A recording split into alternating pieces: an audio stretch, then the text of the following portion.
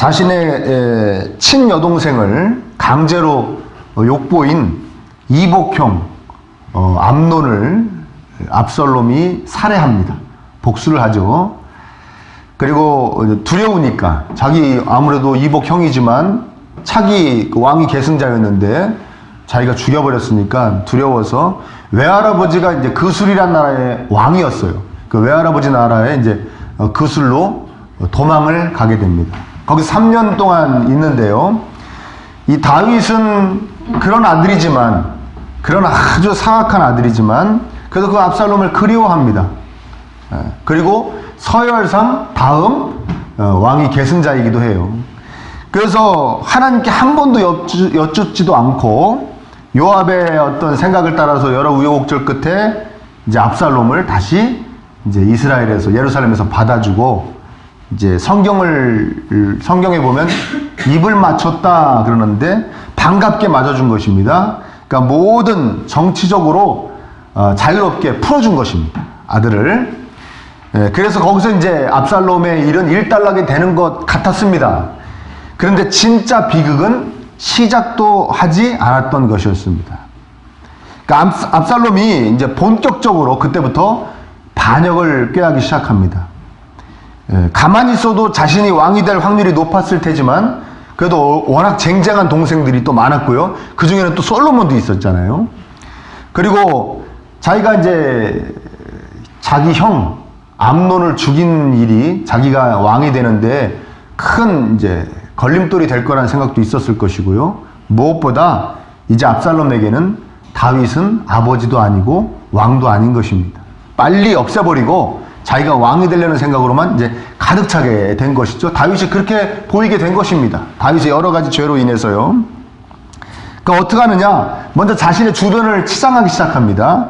병거와 자기가 타고 다닐 아주 화려한 병거를 준비하고 말을 준비하고, 그리고 호위병을 50명을 항상 거느리고 다닙니다. 이것은 일반적으로 이 당시에 이스라엘 왕이 움직일 때 그 왕을 호위하는 그런 병력입니다. 자기가 왕이란 뭐 그런 말이죠. 이렇게 하고선 아침 일찍 예루살렘 성문 그 길곁에 서서 왕에게 또는 높은 지도자들에게 이제 재판을 의뢰하러 오는 사람들을 자기가 이렇게 딱 맞이합니다. 그리고 그들에게 이렇게 얘기합니다. 나한테 한번 얘기를 해보세요. 얘기하면 당신 얘기를 들어보니 당신 말이 맞습니다. 참 억울하시겠네요. 근데 지금 왕은 도대체가 재판관을 세우질 않습니다. 지금 왕이 누구예요? 다윗이 자기 아버지예요. 우리 아버지는 재판관을 세우지 않습니다. 백성들의 이 억울함에는 도대체 관심이 없는 것 같아요. 내가 재판관이 되면 내가 참 억울한 사람 생기지 않도록 재판을 잘 해줄 텐데, 이렇게 얘기하는 겁니다. 그 사람들이 막 고마워가지고, 왕자가 이렇게까지 따뜻하게 대해주니까 고마워가지고 막 절을 하려고 그러면 탁 가서 붙잡습니다. 이게 무슨 이런 일 하지 마십시오. 저는 그렇게 특권 의식을 가진 사람이 아닙니다. 그리고 입을 쩍 맞춰주는 거예요. 이렇게 하는 거 있지. 이 사람들 인사하는 거 맞춰주는 거예요. 저 그런 사람 아닙니다. 저는 왕자지만 여러분들과 같은 보통 사람입니다. 이렇게 하는 것이죠. 우리에게도 뭐 그렇게 낯설지 않은 풍경이죠. 내년에 선거가 있다니까 많이 보시게 될 거예요. 길거리에서도 보시게 되고 이제 뉴스에도 보시게 될 겁니다. 그래서 사람들이 진정한 차기 왕감은 압살롬 왕자다, 이런 막 이제 여론이 형성되게 됩니다. 그렇게 4년을 이제 보냅니다. 민심을 4년 동안 사로잡는 것이죠. 그리고 4년을 보내다가, 그러니까 형 암논이 자기 친여동생 다말에게 그 몹쓸 짓을 한 지 9년 만에, 햇수로 9년 만에 드디어 이제 압살롬이 쿠데타를 이제 시작하게 됩니다. 아버지 다윗 왕에게 가가지고 8절과 같이 이야기합니다. 종이 아람 구술에 있을 때에 서원하기를, 만일 여호와께서 나를 예루살렘으로 돌아가게 하시면 내가 여호와를 섬기리다 하였나이다. 그래요. 내가 형 죽이고 구술로 도망가 있을 때 하나님께 제가 약속드린 게 있습니다. 하나님, 제가 평안히 예루살렘으로 다시 아버지 곁으로 돌아가게 해주시면 제가 제사를 드려서 하나님께 감사를 표하겠습니다. 라고 서원한 일이 있어요. 아버지, 저 그러니까 그 서원을 지킬 수 있도록 헤브론에 가서 제사 드리게 해주세요. 그렇게 얘기합니다. 그러니까 다윗 왕이 허락합니다. 아, 이거 하나님께 제사 드린다니 기특하죠. 그러니까 다윗 왕이 그래 아들아 가라 그래요. 근데 이미 이 압살롬은 모든 지파에게 12개의 지파에게 자신의 그 전령들을 보내서 자기 종들을 보내서 신호를 받으면 너희들은 동네방네 다니면서 압살롬이 헤브론에서 새 왕이 되었습니다 하고 외치고 다니라고 미 명령을 내려놨습니다. 그리고 이제 예루살렘의 200명의 지도자들을 뭐 종교적으로나 정치적으로나 뭐 경제적으로나 정말 힘 있는 유지들을 강력한 사람들을 200명을 헤브론으로 초대를 합니다. 그러니까 자기가 데리고 가요. 200명을 데리고 가서 거기서 이제 그들과 함께하고 그 다음에 더더욱 중요한 건 뭐냐면 아이도벨이라는 사람을 포섭합니다. 이 아이도벨은 누구냐면 삼국지의 제갈공명 같은 사람이에요. 다윗에게 이 사람을 자기 편으로 만듭니다. 어떻게 자기 편으로 만들었는지는 뭐 여러 가지 설이 있지만 여기 소개할 수는 없고요. 자기 편으로 만듭니다. 자기의 모사를 만드는 거예요. 자기의 전략가로 만드는 거예요. 이 사람이 얼마나 대단한 전략가냐면 나중에 다윗이 도망가다가 이 쿠데타를 통해서 도망가다가 아이도벨이 압살롬에게 붙었습니다라는 얘기를 듣자마자 하나님께 기도를 합니다. 아이도벨 머리가 나쁘게 해주세요. 아이도벨이 어리석은 생각을 하게 해주세요 하고 기도를 할 정도로 대단한 전략가예요. 지혜자예요. 그 아이도벨이 압살롬 편이 된 거예요. 이 압살롬이 정말 대단한 겁니다. 얼마나 이게 계획을 잘 세우고 치밀하게 이게 잘 이렇게 짰는지요. 예루살렘 성문 앞에서 백성들에게 4년 동안 그렇게 해가지고 민심은 다 얻어놨죠. 그리고 헤브론에서 자신이 왕이 된 것을 선포했다는 것이 굉장히 중요합니다. 헤브론은 다윗이 왕이 되었던 곳이에요. 그러니까 다윗의 지지도가 가장 높은 곳. 여론조사를 하면 다윗 왕이 왕이었으면 좋겠습니다. 왕으로서 잘한다고 얘기할 지지도가 가장 높은 데가 바로 헤브론입니다. 이해되십니까? 예.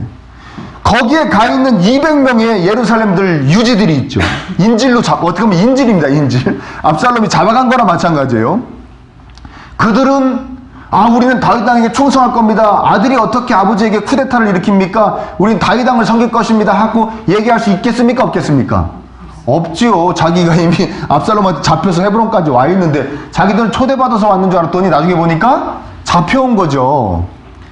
압살롬은 지지할 수밖에 없습니다. 그럼 헤브론 사람들 입장에서 보십시오. 헤브론 사람들에서 예루살렘의 저도 대단한 200명이나 되는 사람들이 지금 누구한테 줄을 섰어요? 압살롬한테 줄을 섰잖아요. 아이고 이러고 우리 다윗 하다가 큰일 나겠다. 우리도 누구한테 줄 서야겠다? 압살롬한테 줄 서야겠다 그러죠. 헤브론이 아닌 다른 지역의 사람들은 어떻게 생각하겠습니까? 다윗하면 꿈뻑 죽는 헤브론 사람들이 압살롬을 지지했단 말이야? 그럼 우리도 누굴 지지하는 것이 당연하다? 압살롬을 지지하는 건 당연하다. 그러니까요, 다윗은요, 진짜 빼도 박도 못하게 싹 엎힌 거예요. 압살롬이 그냥 그물을 확 쳐버린 겁니다. 그러니까 압살롬이 간 곳이 헤브론이라는 것이 굉장히 중요합니다. 기가 막히게 머리를 쓴 겁니다. 아마도 아이도벨이 가르쳐주지 않았을까. 참으로도 치밀하고도 완벽한 쿠데타였습니다. 그래서 뭐라고 얘기합니까? 12절에 이렇게 얘기합니다. 반역하는 일이 커가네. 거의 성공한 겁니다. 이 쿠데타는 실패할 수 없습니다. 이 정도까지 해놨으니까요. 그런데 이 쿠데타는 실패합니다. 우리는 이 일의 뒷부분까지 살펴보지 않아도 이 쿠데타는 실패할 수밖에 없다는 것을 우리는 깨달을 수가 있습니다. 이미 이 12절 안에 하나님께서 이 쿠데타는 막으실 것이라는, 하나님은 이 쿠데타를 정말로 싫어하실 수밖에 없다는 것이 여기 소개되고 있어요. 왜냐? 압살롬이 이 쿠데타를 통해서 정말 하면 안 될 짓을 합니다. 그런데 물론 아버지가 왕인데 아들이 쿠데타를 일으켜서 아버지를 어떻게 해하려고 그런 것 자체가 하면 안 될 짓이지만 그거 제껴놓고요. 제껴놓고도 정말 해서는 안 될 짓, 그 짓을 합니다. 바로 둘 다 하나님과 연관되어 있는 짓입니다. 첫째는 뭐냐? 재판 가지고 장난친 겁니다. 재판을 정말 잘하려고 그러는 것이 아니라 재판을 잘 하는 것처럼, 잘 앞으로 할 것처럼 가장을 해서 자신의 이익을 취하려고 했던 것입니다. 여러분, 이 이스라엘의 지도자들은요, 하나님께서 사명을 주시는데 그 제1사명이 바로 재판입니다. 이해되십니까? 왕에게도 그랬고요. 사사시대의 모든 사사가 다른 말로 재판관이란 뜻이에요. 그러니까 하나님께서 이스라엘 지도자들에게 주시는 사명 중에 제1사명이 바로 재판이에요. 그래서 우리가 성경을 통해서도 하나님이 재판을 얼마나 중요하게 생각하시는지 알 수 있는 것은 솔로몬이 하나님께서 너 나에게 뭘 구하냐? 이제 왕 노릇해야 되는데 나에게 뭘 구하냐? 그랬더니 솔로몬이 재판 잘할 수 있게 지혜를 주세요 했더니 하나님이 마치 막 성경에 동안 막 감동 받으셔가지고 야 뭐 이런 저 아들이 다 있냐 그러면서 막 내가 지혜도 주고 너 그렇게 기특한 걸 구하니 지혜도 주고 뭐 부도 주고 장수도 주고 뭐 다 준다고 그러셨잖아요. 기억나십니까? 그렇죠. 네. 그래, 이게 귀한 사명인데, 이게 자신의 이익을 위해서 함부로 대해서는 안 되는데, 자신의 이익을 위해서 함부로 막 이렇게 사용해서는 안 되는데, 그 하나님께서 주신 그 귀한 사명을 자신의 쿠데타를 일으키는데 어떤 이용거리로 삼은 것이죠. 이거 해서는 안 될 짓이는 거예요. 여러분, 하나님이 주신 사명을 귀하게 생각해야 될 줄 믿습니다. 굉장히 귀한 것입니다. 여러분도 지금 이렇게 생각하실 거예요. 이 사명을 가지고 어떻게 내 유익에 사용할 수 있을까? 그런 생각 하실 수 있죠. 그래서 여러분들하고는 별로 상관이 없겠습니다만은 그럴 수도 있는 이야기를 하나 제가 소개해 드리려고 그래요. 제가 전에 어떤 성도님이 저한테 오셔서 그러시는 거예요. 목사님, 우리 아들을 아무래도 저 어느 교회에 좀 다니게 해야겠습니다. 그러는 거예요.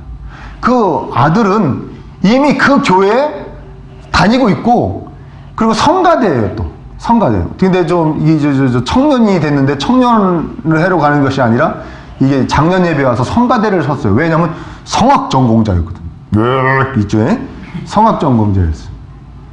전 너무 놀라운 것이죠. 아니, 왜 우리 뭐 교회에서 뭐 안 좋은 일이 있었습니까? 뭐 속상한 일이 있었습니까? 왜 갑자기 다른 교회를 보내셔야 된다고 그럽니까? 그랬더니, 보낼 수밖에 없는 게 이 청년이 어떻게 하다가 이제 바로 학교를 못 가고 음대를 못 가고 재수를 하게 됐어요. 재수를 하게 됐는데 그래서 어떤 이제 대학교를 가려고 그 대학교 교수님에게 레슨을 받는데 뭐 음대는 뭐 그러나 보죠. 레슨을 받는데 그 레슨해주는 교수님이 이제 가려고 그러는 교회의 성가대장이야. 지휘자야, 지휘자. 그러니까 무언의 압력이 들어오나 봐요. 우리 성가대로 와라. 뭐 그런 압력이 들어와. 그래서 그 대학을 가려면 재수에서 끝내려면 성가대를 가야겠습니다. 그러니까 목사님 어떻게 하겠습니까? 대학 붙으면 다시 오더라도 보내야 될 것 같아요. 그런데 제가 거기서 대고 뭐라고 못하겠대요. 압살롬을 보십시오. 뭐 이렇게 못하겠더라고 제가. 아주 그런 일이 다 있습니까? 저는 몰랐는데 참 별의별 일이 다 있네요. 그랬더니 그래서 갔어요. 그 대학 갔어요. 근데요, 이게 그런 성가대만 있는 게 아니라 뭐 챔버라거나 뭐 오케스트라라고 연주하는 거 있지 않습니까? 뭐 연주하고 뭐 이런 뭐 연주하고 그러는 이 연주하는데도 다 그런 식인 거예요. 그래서 아이들이 점점점 그런 걸 하는 아이들이 어디로 몰려가냐면 저 강남에 있는 강북에 있는 대형 교회로 몰려가는 거예요. 왜? 거기 다 그 교수님들이 다니고 있어요. 근데 그 교수님들은 그럼 그 사명을 감당하면서 뭐 성가대장이나 지휘자나 뭐 오케스트라 지휘자나 이걸 하면서 무슨 유익을 얻는 것인가? 교회에서 큰 명성을 얻는 겁니다. 저 교수님이 하시더니 엄청나게 퀄리티가 높아졌다. 그게 하나님이 좋아하시는 퀄리티인지는 모르겠지만 질인지는 모르겠지만 질이 좋아졌다. 그런 명성을 얻는 거예요. 한마디로 우쭐하는 것이죠. 예. 이런 얘기를 들어보신 적 있습니까? 제가 참 별 얘기를 다 해드리죠. 거기에 가려는 그 청년들, 나를 대학에 붙여줄 수 있는 교수님들이 계시는 그 대형 교회로 가려는 청년들, 할 수 없이 그 청년들에게 그 교회로 가라고 보내주는 부모님들, 다 안타깝죠. 진짜 안타까운 사람들은 누굽니까? 그 교수님들이죠. 그 청년들이나 그 교수님들이나 그들에게 그 성가대장이나 성가대나 챔버나 오케스트라, 그 사명이 도대체 무슨 의미입니까? 하나님을 높이는 겁니까? 이거 하나님이 주신 사명이니까 목숨 걸고 모든 일에 우선적으로 이 사명을 감당해내자, 그런 마음이 있을까요? 무슨 의미겠습니까? 복받기 위한 도구? 내 출세를 위한 도구? 내 앞길을 열기 위한 도구?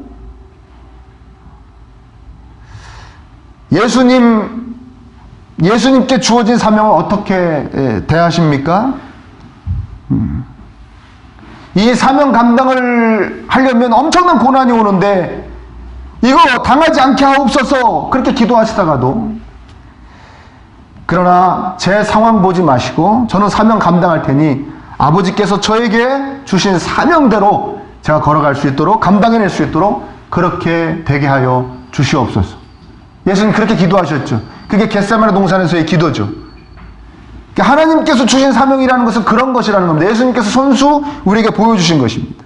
예수님께서 당신의 사명을 목숨 버려 감당하셔서 세워주신 분들이 바로 저와 여러분들인 줄 믿습니다.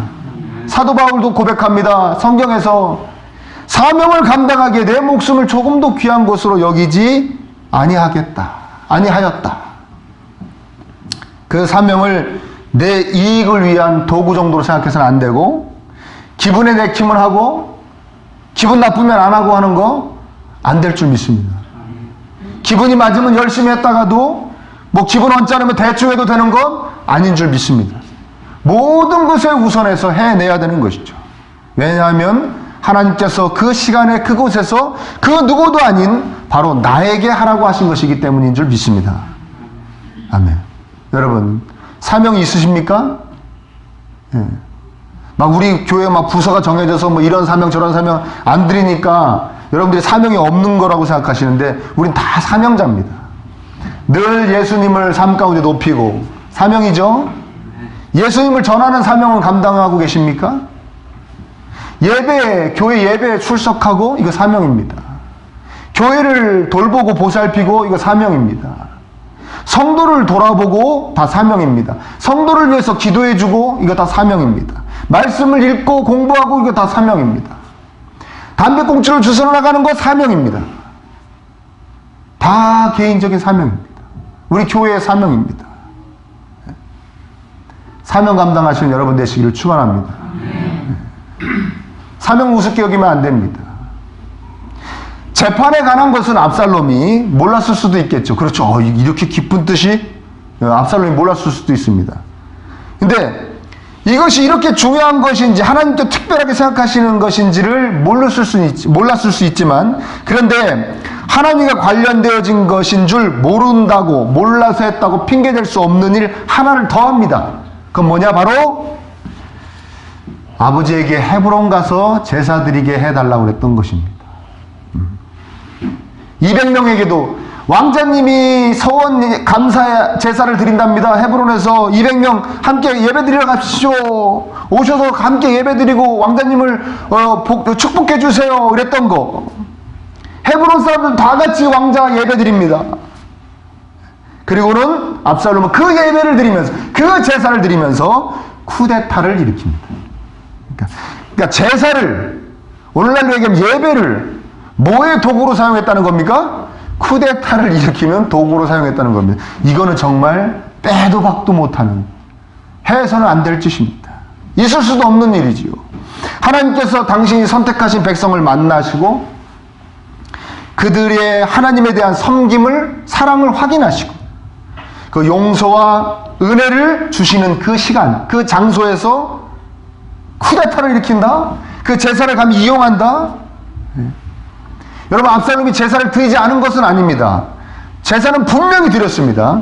어떻게 보면 더 평상시에 드렸던 제사보다 더 열심히 드렸을 수도 있습니다. 어떻게 해달라고요? 쿠데타에 성공하게 해달라고 드렸을 수도 있습니다.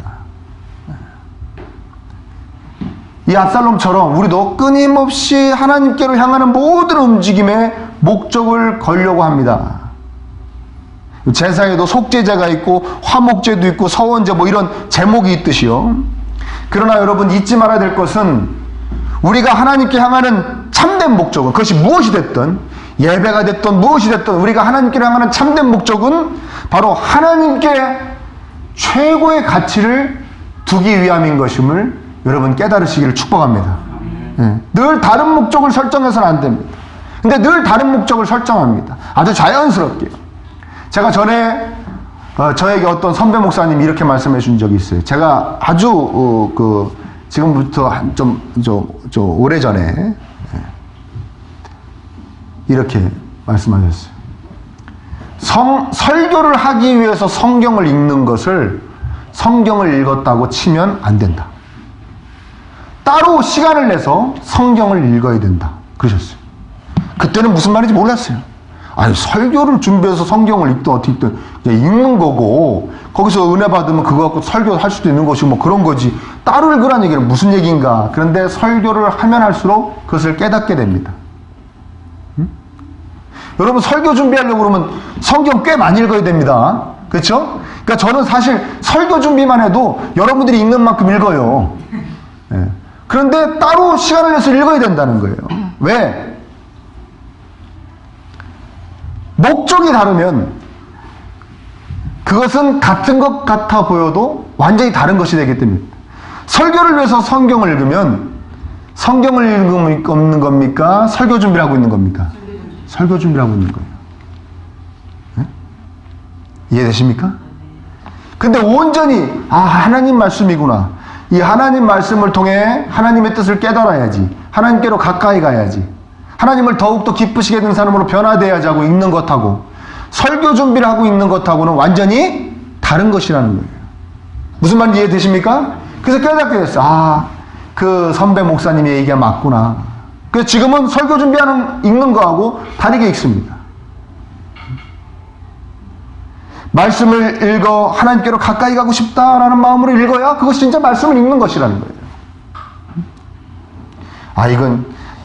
이건 말씀도 읽고 설교하는데 도움도 될 거야. 이건 아니라는 거예요. 무슨 말인지 이해되십니까?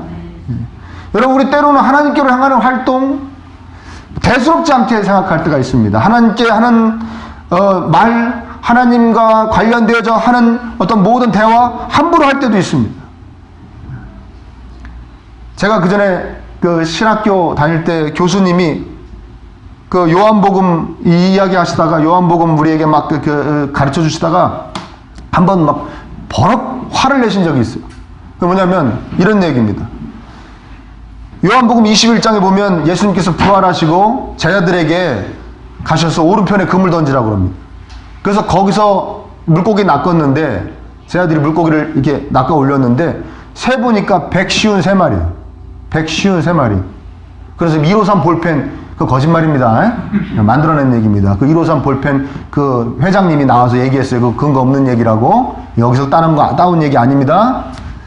자, 153마리. 근데 그 교수님이 예배 참석하고 있는데 어떤 목사님이 설교하면서 그랬더니 153마리, 건졌더니 153마리였답니다. 1, 5, 3, 1 더하기 5 더하기 3은 9. 갑오 아닙니까, 여러분? 갑오. 갑오 아시죠, 여러분? 노름판에서 제일 높은 갑오 9. 예? 우리 예수님은 복에 복되셔서 잡아도 갑오를 잡게 하십니다. 그랬다는 거예요. 그 설교를 듣고 막 이 교수님이 아니면 화를 내려면 거기서 내든가 우리한테 와갖고 막 화를 내시는 거예요. 어디 그렇게 함부로 성경 말씀 무슨 갑오가 어디서 거기서 왜 나오냐고 막 화를 내시는데 여러분 어떻게 생각하십니까? 맞죠? 맞습니다. 그래서 하나님이 이런 못된 그런 게 우리한테 있는 걸 아시고 십계명에 미리 말씀하셨어요. 내 이름을 망령되이 일컫지 말라. 망령되이 일컫지 말라는 함부로 막 이렇게 이런 목사님들처럼 얘기하지 말라는 뜻도 있지만 그래서 우리가 하나님을 항상 조심스럽게 얘기해야 되겠지만 여러분 하나님은 감탄사가 아닙니다. 아멘? 그 어느 목사님은 참 개 만지면서도 아버지 개를 이렇게 안고 개를 만지면 아버지 그러더라고요. 왜 그럴까? 개를 만지면서 왜 갑자기 하나님이 생각났을까? 어떤 창조주 하나님? 감탄사 아닙니다. 정말 하나님으로 인해 감사할 때 하나님 향하여 슬픔을 토로할 때 아멘? 하나님 때문에 기쁠 때 하는 그런 하나님에 대한 호칭이지 감탄사 아닙니다. 우리 조심해야 됩니다. 그게 망령되이 일컫지 말라는 망령되이 일컫지 말라는 뜻은 또 다른 뜻도 있습니다. 망령되이 별 생각 없이 가벼이 일컫다 높이다. 한마디로 생각 없이 높이지 말라는 겁니다. 생각 없이 높이지 마라. 생각 없이 제일 하나님을 높일 수 있는 게 뭡니까? 압살롬이 써먹었던 제사, 오늘날의 예배입니다. 많은 크리스천들이 우리 어떤 쇼핑 사이트 같은 데 가면은 출석 체크하죠. 왜? 그래가지고 몇 번 출석하면 포인트를 지급해주고 그럽니다. 마치 그런 것 같이 52주 이 주일 예배를 출석 체크하듯이 예배를 드려 버리는 것이 아닌가라고 생각할 때가 종종 있습니다. 하나님께 최고의 가치를 두고 이 예배를 드리는가? 저는 하나님이 최고로 저한테 중요합니다. 소중합니다. 하나님을 뵈러 왔습니다. 하나님을 높이러 왔습니다. 라고 예배를 드리는 것이 아니라 그냥 아무 생각 없이 가벼이 높여 드리는 것이죠. 제가 목회하면서 늘 가슴 아프게 생각하는 것이 바로 이 점입니다. 어떤 분들은 예배를 너무 부적같이 생각하는, 엄청난 목적을 거기다 두고 뭐가 잘 되기를, 돈을 많이 벌기를, 그런 목적을 두고 예배를 사용하고, 반면에 어떤 분들은 또 예배를 너무 소홀하게 생각하는 것이죠. 그래서 이게 전 늘 가슴이 아파요. 둘 다 그 예배를 드림에 있어서 하나님께 최고의 가치를 두는 것이 아니라 자신의 목적을 최고의 가치를 두는 것이죠. 무언가, 여러분. 부적같이 여기는 것은 언젠가 설교했으니까 오늘 자세히 말씀 안 드리겠습니다. 소홀하게 여기는 것은 너무나도 사례가 많습니다.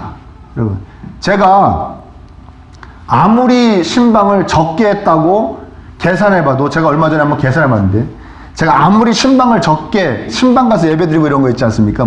이사신방이든 개업신방이든 어딜 가서 이 신방 가서 예배드린 거, 교회 안에서 예배드린 거 빼고요, 신방을 가서 교회 바깥에서 예배드린 것을 아무리 적게 잡아도 2,000번을 넘게 했더라고요. 아무리 적게 따져도 2,000번. 놀래지도 않는 것 보세요. 엄청나게 많이 합니다. 그러니 저보다 선배 목사님들은, 교육자분들은 얼마나 많은 신방 예배를 드렸겠습니까? 근데 거기서 가서 보면요, 사실 그렇게 계속 몇천 번을 거듭하면서, 몇백 번, 몇천 번을 거듭하면서 예배를 드리다 보면 그 예배를 제일 소홀하게 생각할 수 있는, 아무 생각 없이 드릴 수 있는 존재가 누구겠습니까? 저죠. 늘 기도하는 것이, 제가 늘 하나님께 최고의 가치를 두고 예배를 드릴 수 있게 해주세요 기도하며 나아가도 제가 온전히 하나님께 최고의 가치를 두지 못하고 때로는 아무 생각 없이 소홀하게 그냥 내 일처럼 예배를 드려버리곤 했던 기억이 있는데, 저는 참으로 신기한 것은 1년에 한 번, 몇 년에 한 번 그 목사님이나 교육자들을 초대해서 자기 가정이나 사업장에서 예배를 드리는 그 분들이 그 예배를 소홀하게 여기는 것이 전 너무나도 신기하기도 하고 안타까운 거예요. 예를 들어서 이사 예배를 가면 이사 예배가 집들이 플러스 예배예요. 주는 뭐에 있냐? 집들이에 있어요. 어차피 성도님들 그동안 지내면서 이렇게 같이 어울렸는데 자기 집 새로 샀으니 집들이 하려고 그러는 거예요. 근데 집들이만 하려니까 예배는 드려야겠어요, 안 드려야겠어요? 예배 드려야 구색이 맞죠. 그래서 어차피 목사님도 초대하고 저희가 초대한 거예요. 뭘 보면 알 수 있냐? 예배를 막 드리면 이 성도님, 그 집주인의 모든 관심은 하나님께로, 하나님 말씀에 가 있는 것이 아니라 어디 가 있냐? 주방에 가 있습니다. 국은 안 끓어 넘치나, 너무 끓다가 쪼는 거 아닌가, 그래서 짜지는 거 아닌가, 밥은 잘 되어지고 있는가, 온 거기. 그리고 들어오는 모든 성도님들 자리 배치하는데 여기 앉으세요, 저기 앉으세요. 심지어는 그렇게 이사 신방을 가서 함께 예배를 드리는 성도님들도 찬송 부르면서 집 구경만 합니다. 나의 생명 대신, 어머, 텔레비전 저걸로 샀네, LG 거로 샀네. 무슨 말인지 이해되십니까? 제가 다짐한 게 있어요. 그런 모습 보면서 이사 예배, 개업 예배, 그런 거 정말 잘 평상시에 서로 소통이 되고 가르쳐서 우리 정말 하나님이 주가 되게 예배를 드려야겠다. 근데 다른 예배 있지 않습니까? 어떤 예배입니까? 끼워넣기 식의 예배는 드리지 않아야겠다. 뭐예요? 야유회 가서 예배 드리고, 단풍놀이 가서 예배드리고, 체육대회 하기 전에 예배드리고, 이건 하지 말아야겠다. 아, 목사님, 그런 중요한 행사를 하기 전에 예배드리는 게 맞죠? 맞죠? 맞죠? 안 맞아요. 왜요? 거기 예배드리는 게 줍니까? 단풍놀이가 줍니까? 예배드리는 게 줍니까? 체육대회가 줍니까? 체육대회. 될 수 있으면 이럴 때는 그냥 기도하고, 하나님 안전하게 단풍놀이 할 수 있게 해주세요. 안전하게 체육대회 해줄 수 있게 하고, 괜히 예배를 갖다 껴가지고 예배가 정말 하나님께 최고의 가치를 두는 그런 예식이 안 되게 해버리는 일이 없어야겠다. 아멘? 예, 그건 아닌 것 같아요. 여러분, 하나님께 최고의 가치를 두십니까? 예? 오늘도 최고의 가치를 두십니까? 이 예배를? 최고의 가치를 두시기를 축원합니다. 하나님께 최고의 가치를 두시는 예배가 되어야 됩니다. 아멘? 하나님께 집중해야 되는 것입니다. 그냥 들여버려져서는 안 되는 것입니다.